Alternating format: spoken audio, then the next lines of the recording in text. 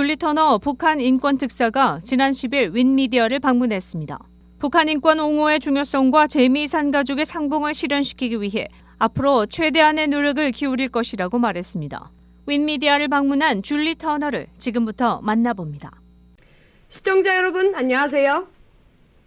Hello everyone, and welcome back to WinTV. Today we have with us a very special guest at our studio, someone who does very important work on behalf of both Korean and American nationals. Julie Turner, Special Envoy on North Korea human rights issues for the U.S. Department of State.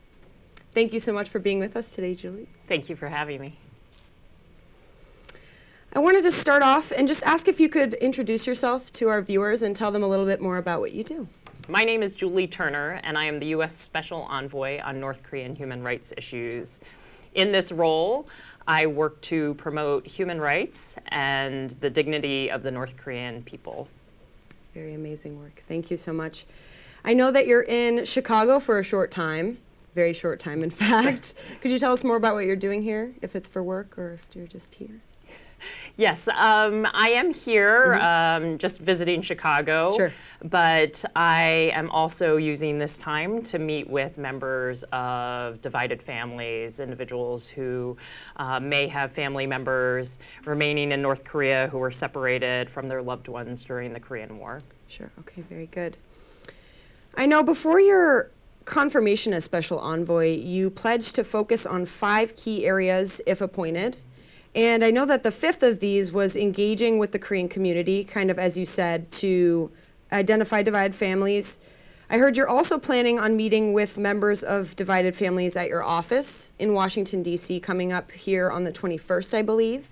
Could you tell me more about that meeting and what it signifies? Yes, so one of the 5 key priorities for me in my time in this role will be seeking to advocate on behalf of Americans who are in this category of people that we classify as divided families. As I mentioned, families divided by the Korean War. Sure. I think that this particular community is not only aging, but also one of the groups that are particularly victimized by the North Korean government's Absolutely. human rights abuses.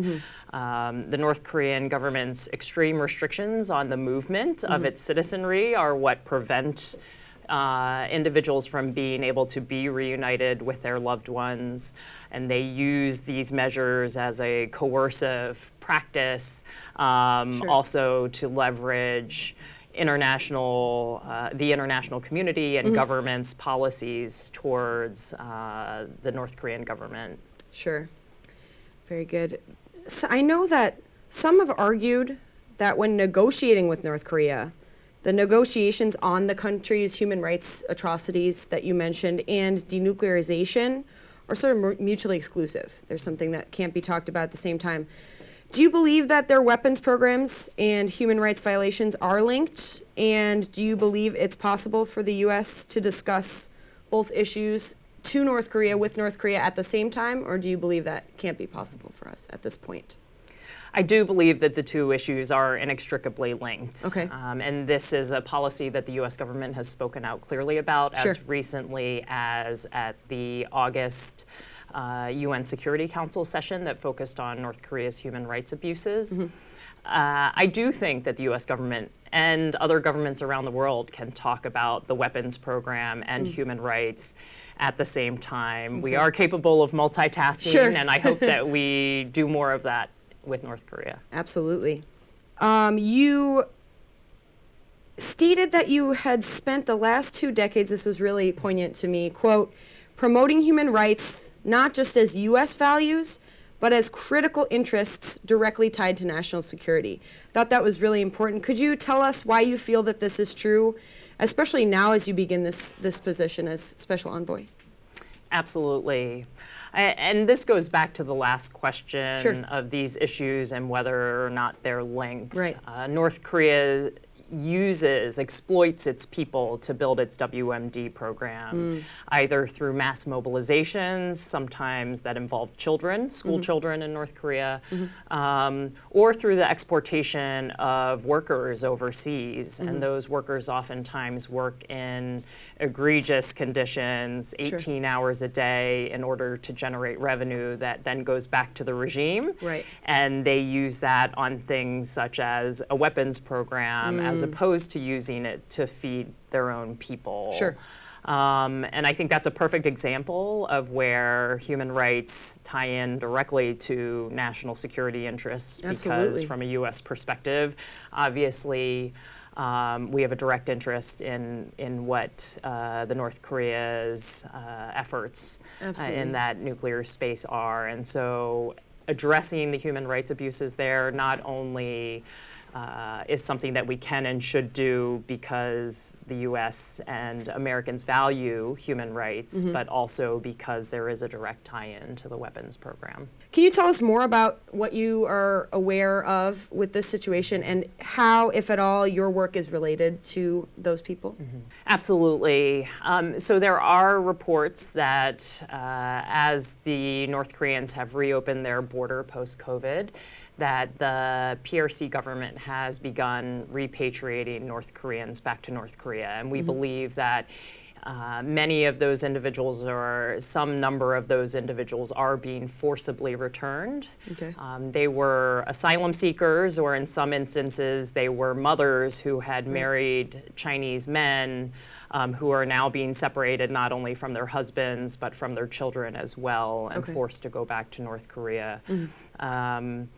Where, as you mentioned, the conditions that they face are quite severe. Right. Particularly for North Koreans who have been overseas that have had contact with South Koreans or other foreigners who have consumed large amounts of foreign media. We find that those conditions are even harsher.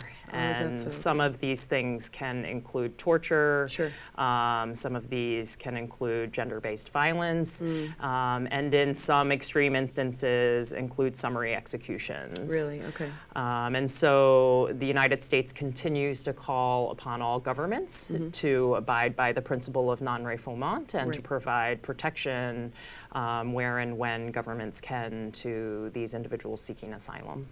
So you're a very important part of that, it sounds like. Very, very good. I wonder, just to wrap up, this is on a more personal note, what does this position mean to you personally as a South Korean adopted into the United States? So this position has been really meaningful for me because in this role I am able to represent the American people. Right. And as an adoptee in my adopted country who gave me loads of opportunity, really, I have been able to excel in my field, and now I have the opportunity to give back to the country that gave me so much. It's also particularly meaningful because it has a linkage to my heritage country. Sure. And so I also find it particularly meaningful every time I step off the plane in Seoul, every time that I get to meet with other members of the Korean diaspora, and to feel an inherent connection. Sure, of course, yeah. Wow, that's very special. Well, I really want to thank you so much, Ms. Turner, on behalf of both personally myself and our whole team for coming here. Thank you so much for taking time to be with us today. Thank you. Thank you.